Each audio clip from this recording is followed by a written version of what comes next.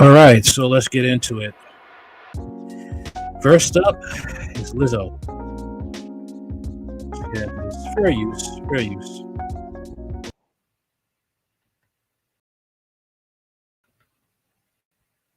Just today, that complaint was filed in Los Angeles County Superior Court against Melissa Vivian Jefferson, which is singer Lizzo's legal name. And today I spoke with three of her former dancers who allege they were victims of sexual harassment and assault. I even remember making a joke about the performer's like lotion on her body, just to like have something to say about the fact that I just, touched somebody that I did not want to touch. Did she make you touch her specifically somewhere or just the body in general? Her breasts. Those are plaintiffs Ariana Davis, Crystal Williams, and Noel Rodriguez. Those are the three former employees who allege misconduct by Lizzo, including sexual, religious, and racial harassment, as well as disability discrimination, assault, and false imprisonment. The incident Ariana Davis just described right there refers to a night out in Amsterdam where Davis says Lizzo made her touch a naked performer at a nightclub. The ladies say these incidents date back to 2021. They described to me a hostile work environment in which they worked under the threat of being fired. All right, let's get into the article right here, talking about that.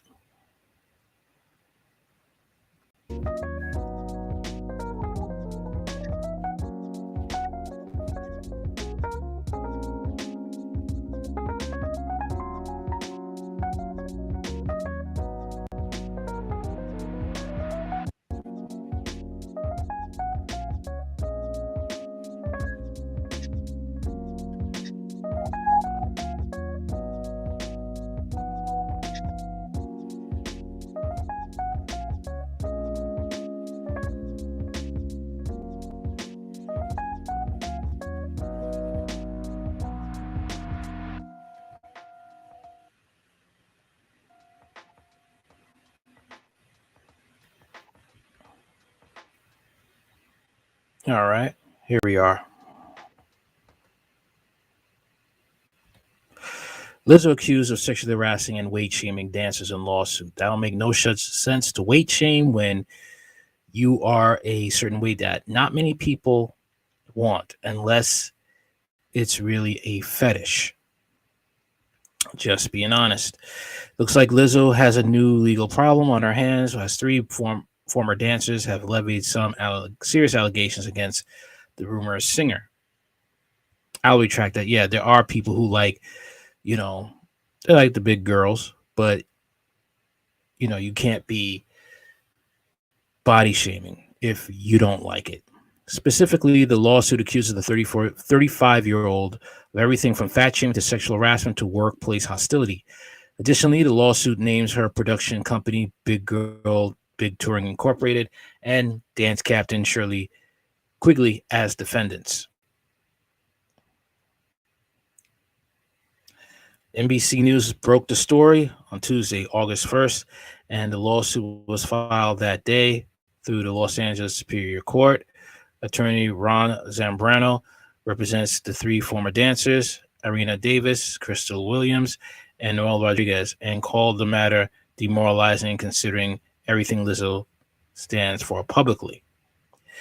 Within the lawsuit, Davis recalled that after a South by Southwest performance, Lizzo allegedly called the dancer less committed to her role than others, which he dubbed a thinly veiled jab at her weight. Another allegation, supposedly stemming from an after party at an Amsterdam strip club, the singer is accused of inviting cast members to take turns touching the new performers, catching dildos launched from the performers' vaginas, eating bananas protruding from the performers' vaginas. You guys, sometimes you just got to bite the bullet on the job. And whenever certain things like this come up, just walk out, just quit. You take away their power. Wherever you work at, just quit. You got to do what you got to do. You got to quit. Eventually, the lawsuit accuses Lizzo of pressuring Miss Davis to touch the breasts of one of the nude women. After the dancer shared her reservations, Lizzo allegedly began leading a chant while demanding a visibly uncomfortable Miss Davis to engage with the performer. Regarding this situation, the lawsuit slams Lizzo for having little regard for her employees' bodily autonomy. Now, at first, I thought this was like three male backup dancers with muscles that she was harassing. But after reading this, I had to dig further. Aside from the allegation above, Williams accuses Lizzo of firing her after shutting down accusations of her drinking on the job. As for Rodriguez, she says the artist intimidated her by cracking her knuckles and balling her fists during the dancer's resignation. Rodriguez also says Lizzo flipped her off while calling her a slur during interaction.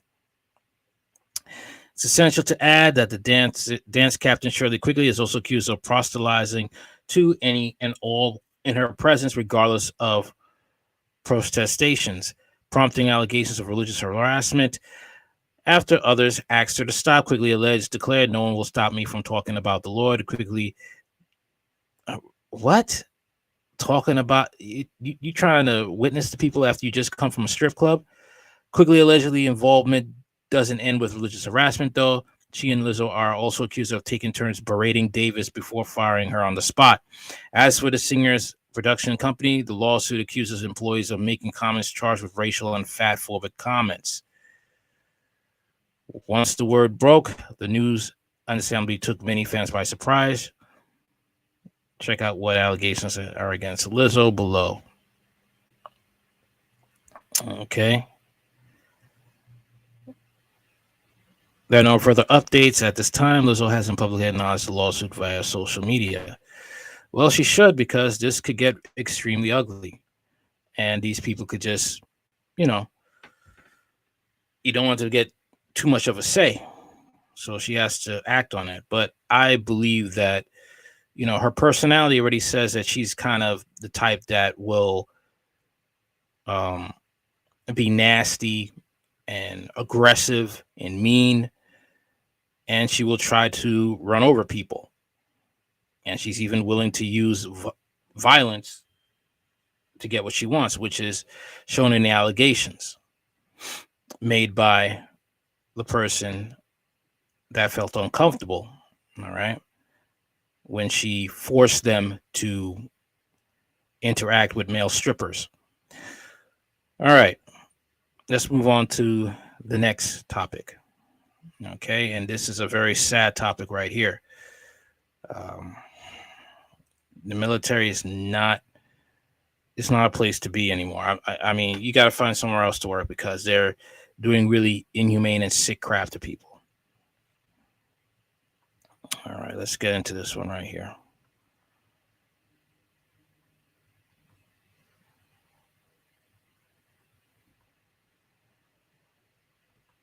I can't believe this story, because this story is really messed up. Just I don't even know what to say. I just think they should sue. And Benjamin Crump, any credible lawyer, get behind this woman after you hear what's going on. It was decomposed.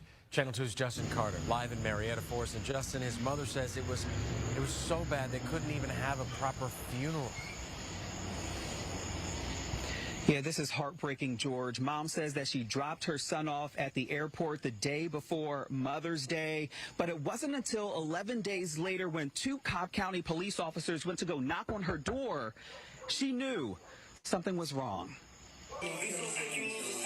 It's a Facebook video that still haunts Carolyn Gilreath. Her son, 31-year-old Desmond Crutchfield, showing off the views inside of his hotel room in Munich, Germany. It's just stunned. She says he sent a text message on Mother's Day letting her know that he made it safely. He was a contractor for the U.S. Army installing fiber optics technology on base. He said that he'll be returning, estimated time about 5 to 6 weeks. But days went by. She called, sent text messages, but her son went silent. It was very unusual for me to not get a response. On May 24th, 11 days after he left Marietta, Gilreath gets a knock on the door. 2 officers came with a notification, a piece of paper that I need to contact the United States consulate. They told her son, Desmond Crutchfield, was dead. Authorities in Germany said that he fell 5 stories out of his hotel room. They claimed it was an accident. By the time he got here from Germany, he was already severely decomposed. She says that he was unrecognizable. He hadn't been embalmed. She says that she called German authorities to get an official report. It was said that,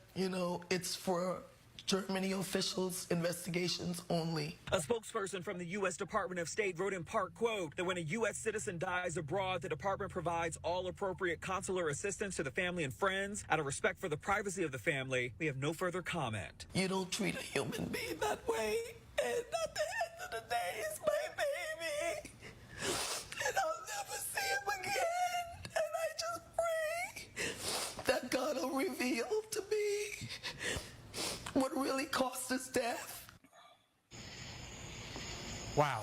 Channel 2's Justin Carter joining us back live. So devastating for that mother.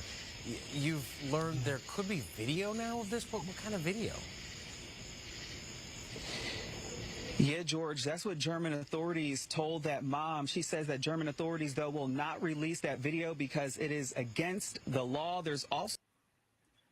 That's nonsense. People need to get behind this woman. GoFundMe, take this story, keep running it until there is justice. Keep running the story. Look up information. Those of you who are Black content creators, take this time out to make sure her story goes viral. That is what I'm going to say. All right. Me, it's time to read this article because this is unacceptable. Unacceptable.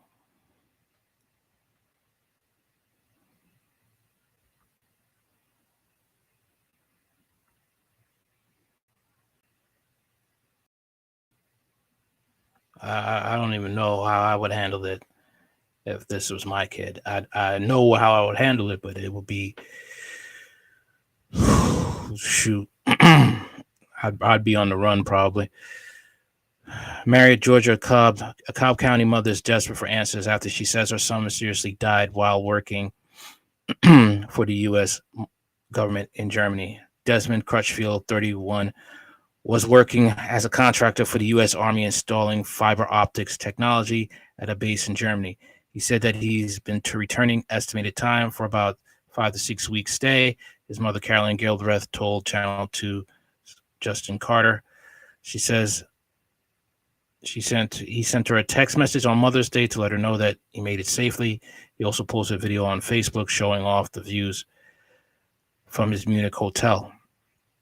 Gilreath said days went by and she didn't hear from him. She called and sent text messages, but her son had gone silent. It's very unusual for me to not get a response from him.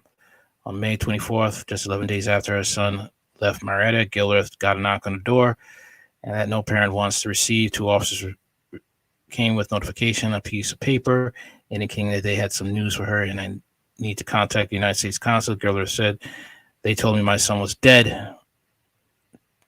Authorities in Germany say he accidentally fell 5 stories out of his hotel window.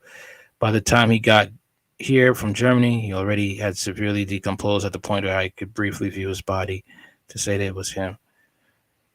Crutchfield's body had not been embalmed. Gilreath say her son was unrecognizable.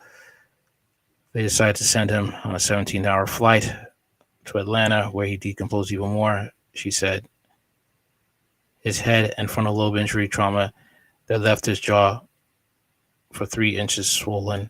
She said the only way she could identify him was by the turtle necklace he was wearing. Gilreath attempted to get an official report from the German officials, but was denied. They said it was for Germany Investigations officials only, she recalled.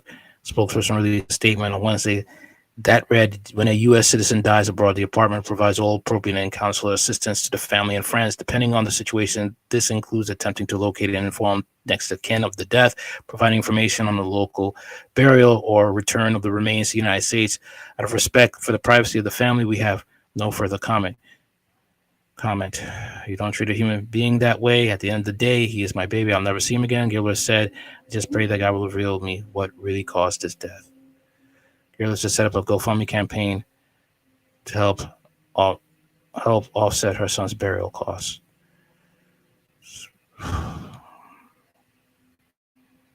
I pray that she finds all the resources she needs to get the people who did this to her son, to find out what happened. Okay? That's what needs to be found out. Here's another situation where this right here, there's also a sad story, but I also have a lot to say about this one.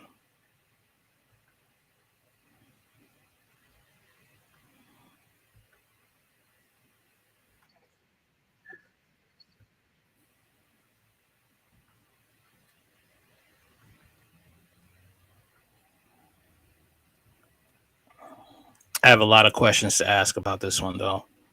A lot.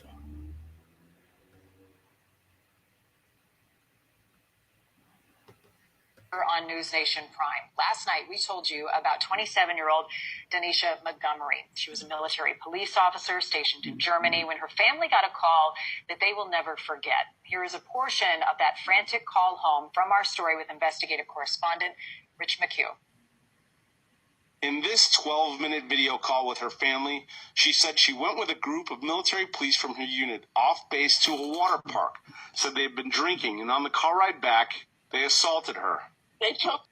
My thing is this. Why would you, as a married woman, go hanging out with men? I just want to know. Why would you do that? You're a married woman in the military. Why would you do that? People are going to look at me funny. I don't care. That is common sense. And I also saw, there's a lot. If they don't go into it, if they don't go fully into her history, I'll go into it. Let's just keep going. But that's an honest question. You're a married woman. Why are you going to the water park, to a bar with a bunch of dudes? This is why I think, married people don't belong in the military. They don't. Helped me out. What they did, they was doing me in the car. I kept telling them, I was like, I can't breathe. I was like, I can't breathe. She was also in Germany. Gasping for air. I was like, I ain't never been so scared in my life. I thought I was going to die in the car, bro. In and out of tears on the call, she vowed to report her assault the next day. I'm going to talk to CID tomorrow. And what? Tell them that you just want to get out, or what? Yeah, to get out. Oh, wow. I'm telling them that I don't want to be here no more. I'll do whatever I have to do, Mom. I'm coming. I can't be here no more. I don't trust them. I don't trust my leadership. I don't want to be here with none of them no more. In a text message to her uncle the next day, she wrote, "They told me if I report an assault, I'll be charged with assault too because I mushed the female and bit the male that was choking me." 21 days later, on August 9th, Denisha Montgomery was found dead in her barrack. That's okay. So here's the thing, right? The fact of the matter is she was the one holding down the family, right?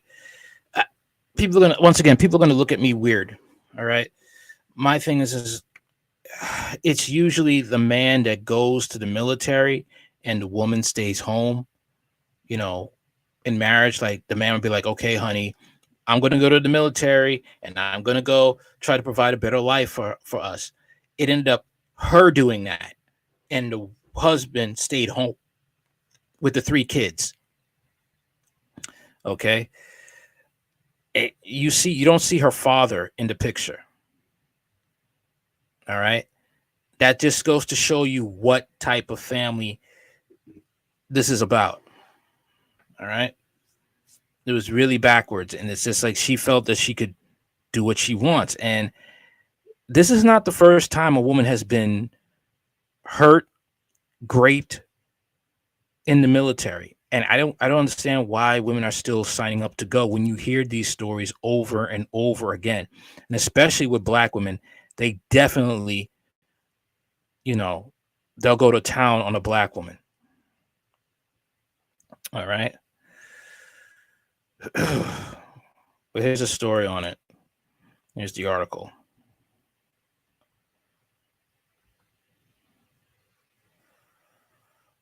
All right.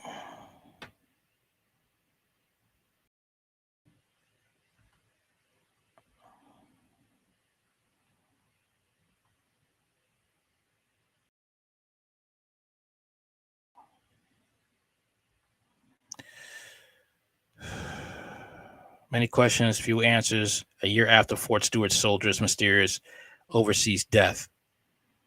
All right. Fort Stewart, Georgia. Nearly a year ago, Fort Stewart soldier died overseas. Specialist Denisha Montgomery Smith was a military police officer, mother of two, and wife to her husband, John Smith. WJCL 222 News first reported on Montgomery Smith's death when she died in 2022. She was a great person. She was strong. She was bold. She stood tall, said her sister, Jada Montgomery. According to the final report issued by the United States Army, Montgomery Smith took her own life by hanging on August 9th, 2022. While deployed in Germany, her family says they questioned that finding because an initial report immediately followed her death reached different conclusions regarding the circumstances around her death. For example, in an altercation just weeks prior to when she was found dead, she was assaulted by fellow soldiers. According to the initial report, following that altercation, Montgomery Smith made a 12-minute video phone call to her family where she told them she was assaulted by the soldiers. They were on their way back to the base from a German water park where, according to the initial and final reports, they were drinking.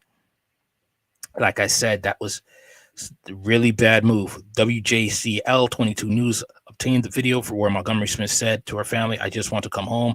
Look what they did to me. I can't be here no more. I don't trust them. I don't trust my leadership." That's how it rolls back there, man. Male or woman getting assaulted, essayed. It's your word against them, and they will make it to a point where if you do go to court, your whatever you rank you have, it will be bumped off, and you could lose your benefits. So many people just keep their mouth shut and just, do their time and get out. Sad as it is, but that's how rigged the military courts is when it comes to this. The final report says Montgomery Smith's fellow soldiers were restraining her because she was drunk and trying to jump out of the moving car. The initial report says more force was used than necessary. The initial report also says that she was assaulted during this incident, while the final report claims she was not. While neither report draws a different connection between the altercation in the car and her death, the Army has, in a more recent supplemental investigation, found that there was a, quote, climate of indiscipline, a culture of systematic fraternization and inappropriate relationships while the unit was deployed. 21 days following the water park incident, Montgomery Smith was found dead in her barracks. The initial report says her leadership did not know of any of the behavioral issues, while the final report says Montgomery Smith was suicidal because she was dealing with financial troubles and marriage problems. No marriage problems. It was just her being gone and feeling lonely. The reason she was talking suicidal stuff is because she was trying to find a way to get out of the military quicker without worrying about dealing with her leadership or anything, said Montgomery Smith's husband, Josh.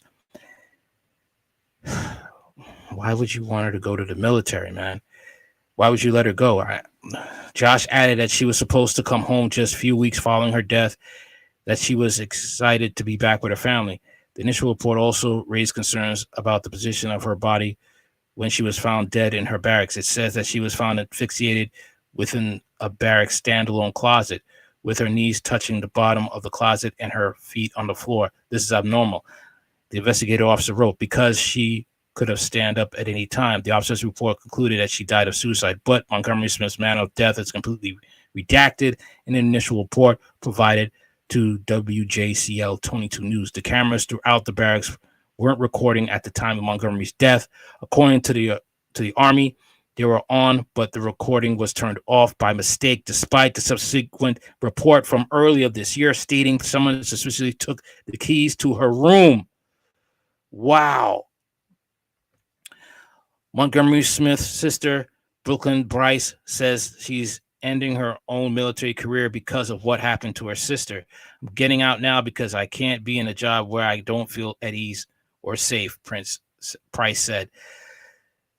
The family's main concern is the difference between the initial and final reports. When WJCL 22 News asked the Army about this, they said the initial report was a preliminary inquiry before a full investigation, and that final report replaces the initial one. The family is now calling on the Federal Bureau of Investigation to investigate Montgomery Smith's death. Iowa Senator Chuck Grassley has sent 2 letters to the Department of Defense requesting additional information about the investigation into her death. Army representatives declined on-camera interview, but they did send WJCL 22 this statement. We extend our heartfelt condolences to SPC Montgomery family and have provided them comprehensive updates on the completed law enforcement and command investigations into her death. We continue to encourage all of those experiencing personal difficulties to seek assistance. Lieutenant Colonel Terrence Kelly, United States Army Public Affairs. No charges have been filed, and the Army maintains that Specialist Montgomery Smith died by suicide. This reminds me of a case I heard when I was surfing the net, and there's a case of a mother who had to bury her daughter. You know, a married couple, they had to bury their daughter on her 18th birthday or 21st birthday. They did an autopsy because how she died didn't sound right to them, that she deleted herself with an M16, but that's not what happened. What happened is that she was assaulted, and that's all I could say. But that's what happened. That's how she died. Burying your kid on their birthday, I don't know what to think, what to say. Really don't. Okay, so how do you feel about eating bugs? How do you feel about the fact that you may have heard it, but look what they're trying to say about it. Look what they're trying to say about it. Okay.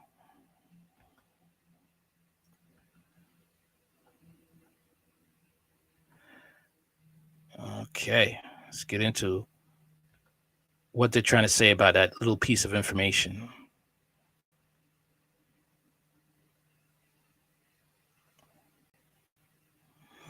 Isn't it nuts, the things that are true, they always try to make it like they're not true? Oh, I got information on this. I really do.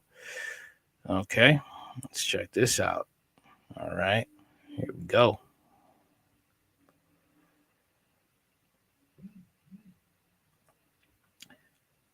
This right-wing conspiracy theory about eating bugs is about as racist as you think. Really? I will not eat the bugs became a meme on 4chan and emerged in conservative talk shows and political speech. But why has it gained traction? In the week's Code Switch, Gene Dempsey and NPR reporter Huang Jingyang dive into the sprawling conspiracy theory behind it. Proponents of the theory lean on the anti-Semitic trope that global elites have a plot to control the masses, in this case under the guise of climate change solutions, by forcing them to eat bugs. Brett Neely helped edit the episode. Robert Rodriguez was the sound engineer. Thanks to Jerome Susky. Sorry, reading the wrong part. Okay. Of eating the bugs. All right. So, do you think that it's a conspiracy? Do you really think it is? No, it's not. It's conspiracy facts, and I will show you. Here we go. Because there's some people, that they use to promote this.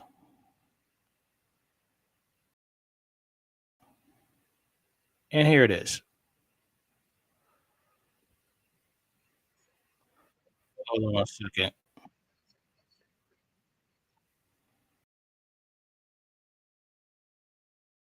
Second. Here we go. And this is from Robert Downey Jr. on being having a conversation online with Stephen Colbert. This is what he has to say about it.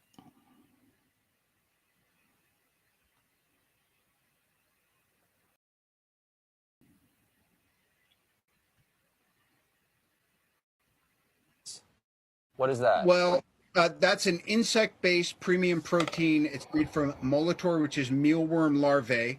The company is called Insect. This is infras. This is for fertilizer. And as you have there, this is a powder derived from the mealworm, and it's a insect protein just been approved by the EU for human consumption. You're not just getting me to eat dirt, are you? No, man, I wouldn't. Let's play that again. Right. What is that? Well, that's an insect-based premium protein. It's made from Molitor, which is mealworm larvae.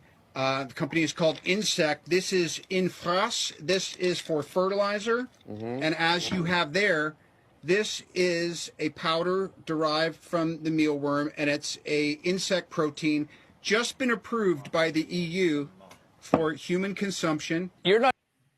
Yeah. Robert Downey Jr., y'all. The person that says he's Aleister Crowley's little brother. He compares himself to Aleister Crowley. Look that up. You could Google that comment. Guess who else thinks about this is okay? Guess who else? All right.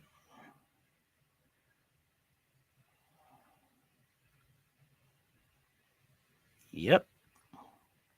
You know her. You know her very, very well.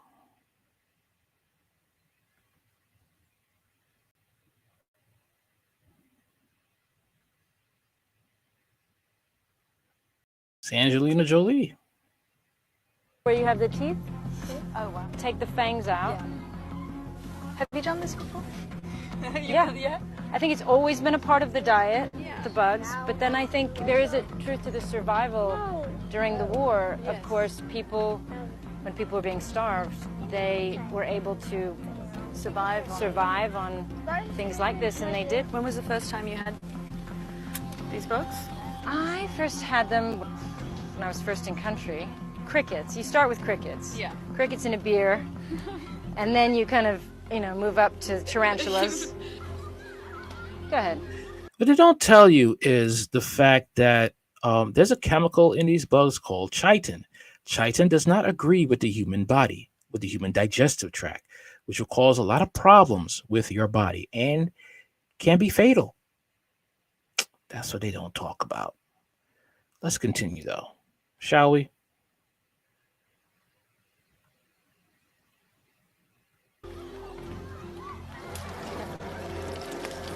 How do you flip a scorpion? Good? Is that good, guys? Dinner. You want to share a spider? Hot?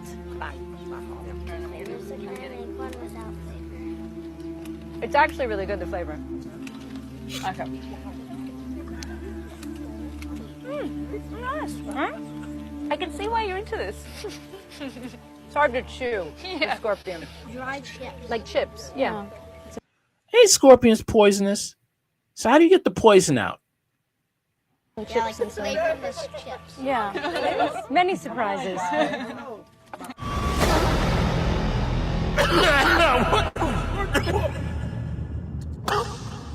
Right. What is that? Well, that's an insect-based premium protein. It's made from Molitor, which is mealworm larvae.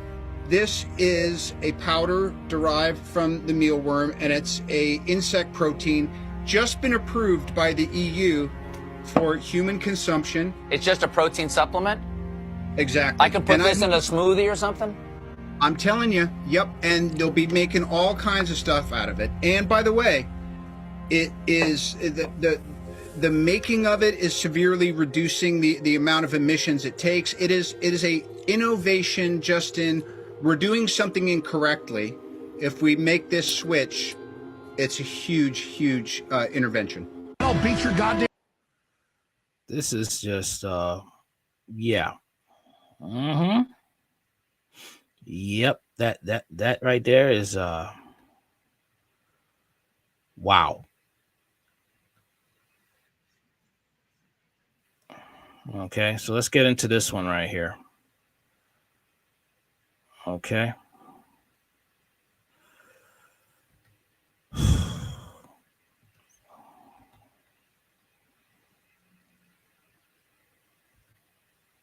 Let's get into this story, but this is what they're telling you all to do, man. And they're using the Hollywood stars to advertise this this craziness. They're using them to advertise to eat bugs. In Italy, they have rejected this. They said, no, we're not going to do this. We're not going to eat bugs. Don't ask us to do it. It's not going to happen. All right. So let's get into the story of Michael Corey Jenkins. Many of you remember of the fact that police broke into a house with two black men and they brutalized them in sick and inhumane ways. Michael Corey Jenkins was tased in the mouth. His tongue was damaged. And this is the update. Fair use. Authorities in Rankin County face a civil rights lawsuit in federal court. Well, this morning's filing alleges that Rankin County deputies, they beat and tortured two black men back in January. 12 News' Richard Lake has more on the filing and the allegations it contains. A lawsuit filed on behalf of Michael Corey Jenkins and Eddie Terrell Parker seeks $400 million in damages for alleged abuse by Rankin County deputies. The 14-count suit goes into detail about the alleged misconduct on the night of January 24th in the town of Braxton. That's where Jenkins was shot in his mouth, suffering near fatal injuries.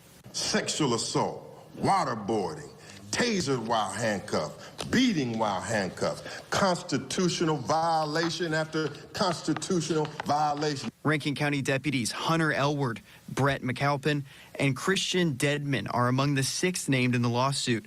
The other 3 deputies have not yet been named. Rankin County Sheriff Brian Bailey is listed as well. Sheriff Brian Bailey acted negligently. Bailey acted carelessly. Bailey was reckless with deliberate indifference to the safety and constitutional rights of the plaintiffs. The Rankin County Sheriff's Office did not reply when asked for comment.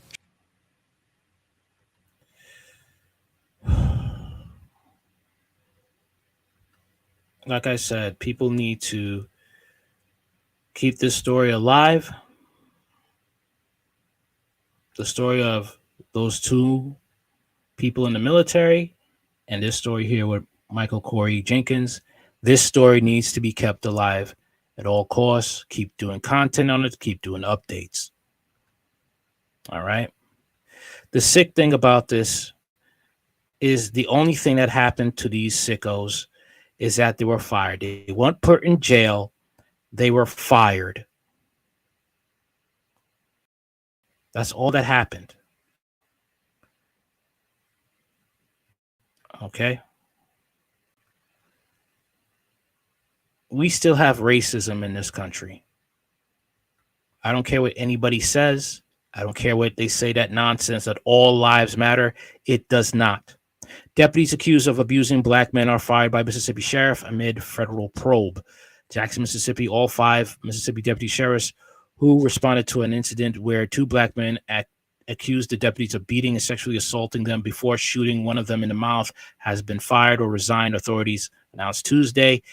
You guys need to start, black people who have channels, start making content,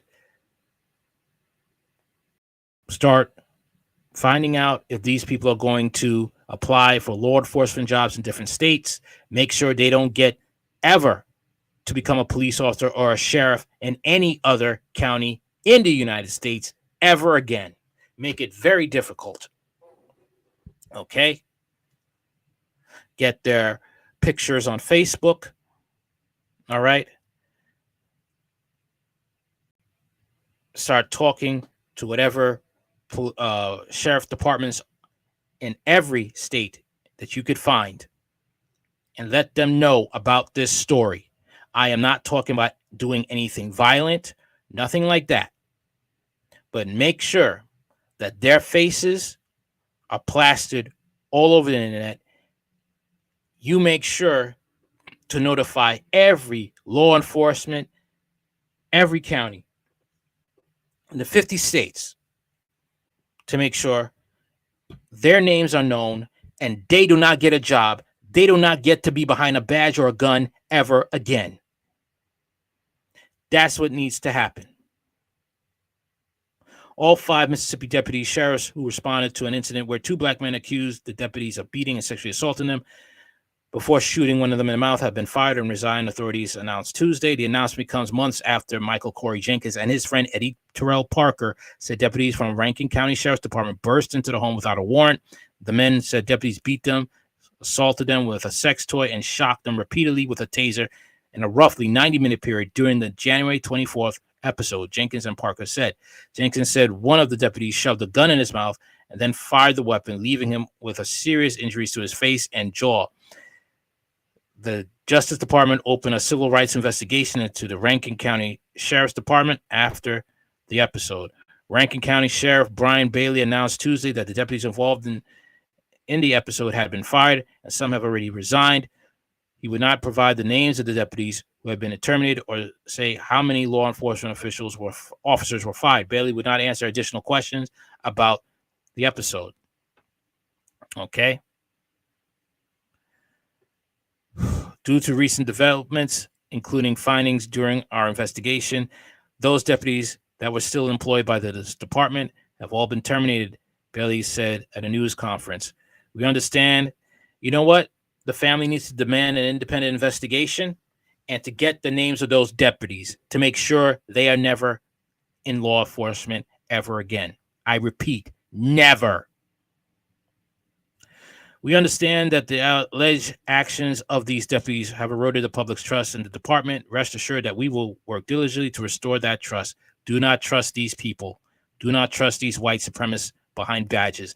Bailey's announcement also followed an Associated Press investigation that found several deputies who were involved in the episode were also linked to at least 4 violent encounters with black men since 2019 that left 2 dead, another with lasting injuries. Deputies who had been accepted to the Sheriff's Office Special Response Team, a tactical unit whose members receive advanced training, were involved in each of the 4 encounters. Deputies said the raid was prompted by a report of drug activity at the home. Police and court records obtained by the AP revealed that the identities of the 2 deputies at the Jenkins raid, Hunter Elward and Kristen Dedman, it was not immediately clear whether any of the deputies had attorneys who could comment on their behalf. In a phone interview Tuesday, Jason Dare, an attorney representing the Rankin County Sheriff's Department, said the department knows of 5 deputies who conducted the Jenkins raid. Jenkins and his attorney said 6 deputies were at the home. All 5 identified by the department were either fired or resigned. There is no body camera footage of the episode. Records obtained by the Associated Press showed that the tasers used by the deputies were turned on, turned off, or used dozens of times during a roughly 65-minute period before Jenkins was shot. Jenkins and Parker has also filed a civil rights lawsuit and are seeking $400 million in damages. In a statement Tuesday, Malik Shabazz, an attorney representing Jenkins and Parker, celebrated the firing of the officers and called for criminal indictments of deputies by the state attorney general and the Justice Department. Firing of the Rankin County, Mississippi Sheriff's deputies involved in the torture and shooting of Michael Jenkins and Eddie Parker is a significant action on the path to justice for one of the worst law enforcement tragedies in recent history. Shabazz said Sheriff Brian Bailey has finally acted after supporting much of the bloodshed that has occurred during his reign in Rankin County. There has to be a clean house. Fire everyone in charge. Fire the person in charge who refuses to give the names. There has to be a clean house. Michael Goldberg is a corps member of the Associated Press I'm not reading that. Okay. That has to happen. All right. This is not a victory. It's not going to be a victory until all of the people involved are behind bars. That is what needs to happen. Okay. Now let's look into the city of Memphis and what's going on with that right now.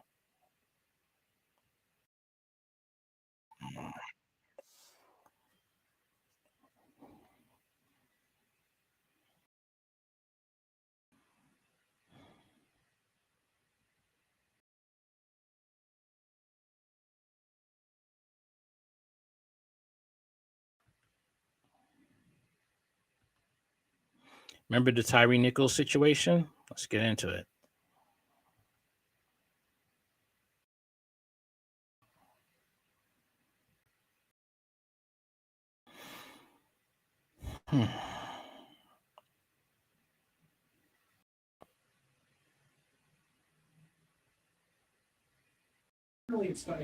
Look at this, y'all. A complete investigation into the full Memphis Police Department. Tyree Nichols shined a light. He sure did. That situation shined a light on what's going on. Let's get more deeper into this topic. Okay.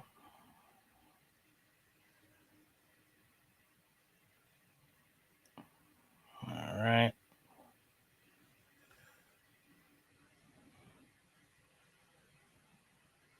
Okay.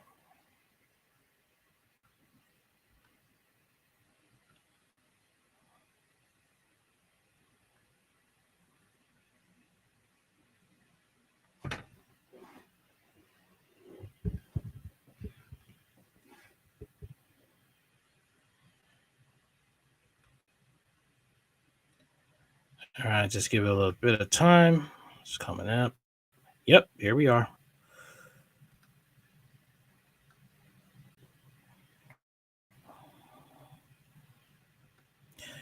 Breaking: Department of Justice launched a civil rights investigation into the city of Memphis and police department. All right. Department of Justice, DOJ, has reportedly launched civil rights investigation into the city of Memphis and Memphis Police Department. According to CNN, the investigation was announced Thursday. Additionally, the investigation arrives months after the passing of Tyree Nichols. Nichols was fatally beaten by the Memphis authorities following a traffic stop in January.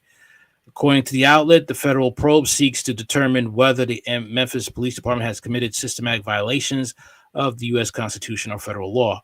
The outlet explicitly notes that the federal investigation is separate from the probe launched regarding Nichols' death. Additionally, attorneys on behalf of the Justice Department's Civil Rights Division and the Western District of Tennessee has reportedly explained that the investigation was not prompted by one incident. However, it was prompted by multiple reports of violation and racism allegedly committed by the Memphis Police Department, as per Commercial Appeal. Attorney General Merrick Garland explained the intention of the investigation via statement shared by CNN. Okay, at the Justice Department, we are committed to using all our tools to help ensure that the Memphis residents have a safe community and trust in the actions of law enforcement.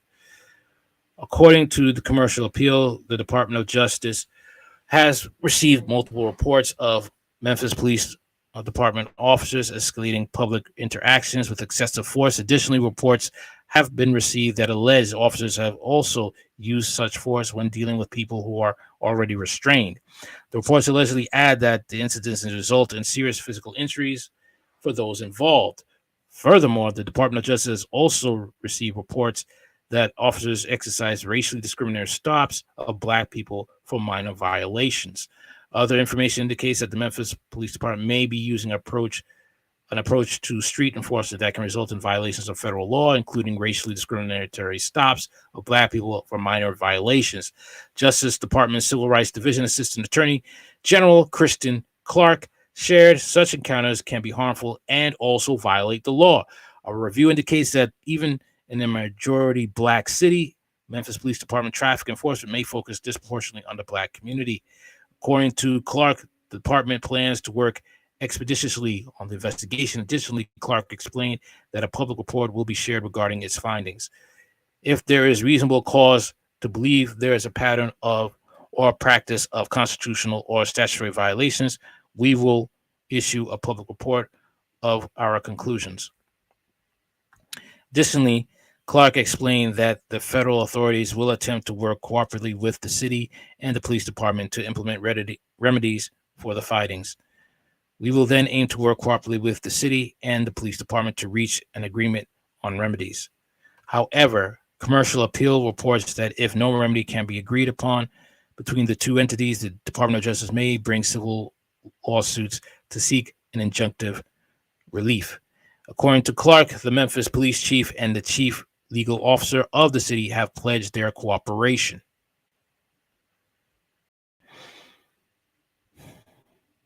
Well, I'm looking forward to this. And what happened in Memphis should not happen at all. Shouldn't. But I'll keep you posted on that. All right. But let's get into this story with Obama and the chef. I think you will find this very interesting. Very, very interesting. A lot of people want to say, oh, this is conspiracy theory. No.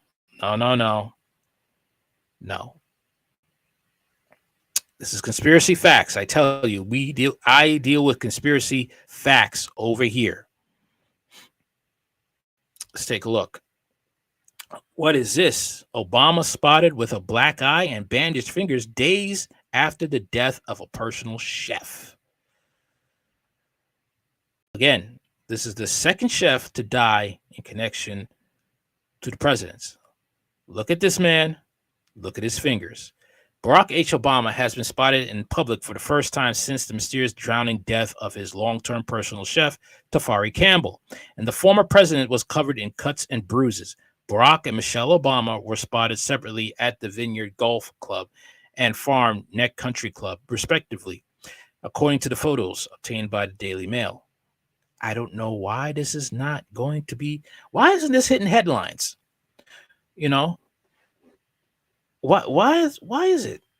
I know if this was Trump, I know for a shadow of a doubt, if this was Trump and a chef that was living with him after the presidency, and that chef ended up disappearing, it would be a firestorm. Dressed in a green polo shirt and white shorts, Barack Obama was photographed on the golf course at the exclusive Vineyard Golf Club. The former president was sporting bandaged fingers and a black eye, which caused speculation online. Yeah. Citizen journalist Travis of Flint, Michigan, wrote just days after his personal chef and friend died in a very mysterious paddleboarding accident, Barack Obama appears to have injured fingers and a black eye. We still don't know who the other person was, and Obama loves paddleboarding. I think we all guess what happened at this point. Look at him. Look at him. Michelle, on the other hand, was involved in a high-intensity tennis game with 3 of her friends at the nearby Farm Neck Country Club. Yeah.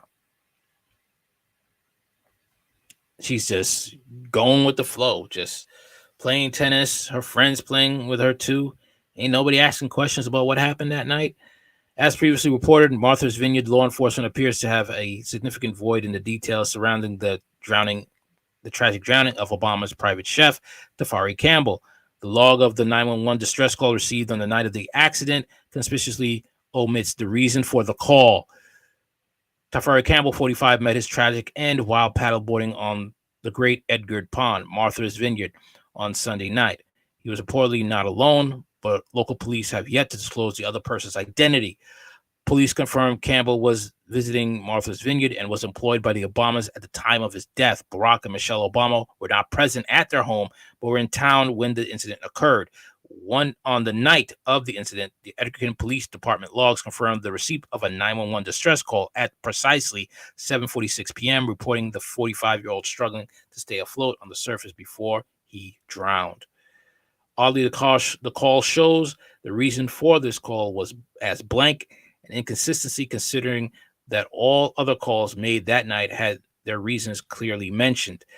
Dispatch calls between Martha's Vineyard Emergency Services confirm the presence of a second paddleboarder with Campbell. According to a statement from the Massachusetts State Police Department reported by Mass Live, the unidentified paddleboarder tried to swim to Campbell, but tragically did not reach him in time.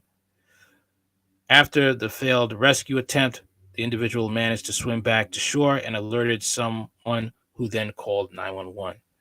A female made the initial 911 call, who as of 8:18 p.m. was actively searching for Campbell on a boat, per Daily Mail. Adding them to the mystery, the call's origin was marked as Wilson's Landing, a popular paddleboard launch site roughly 2 miles from the Obama residence on Turkey Land Cove. This information contradicts the Massachusetts State Police record stating that the first call originated from the Obama's residence. Yeah, man, this whole thing is just super weird. But I'm just going to be honest with you, man. We all know what happened. We all know. And it's sad to say, but I don't think the truth is going to come out. I want to know what happened to his wife and those boys that he has. What's her statement? Is she going to come out and say anything? That's what I want to know. Or did the Obamas force her to sign an NDA?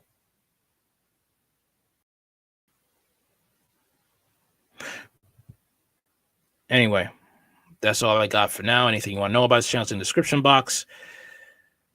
I'm on Rumble. I'm on Spotify. Later. Like, share, comment, and subscribe.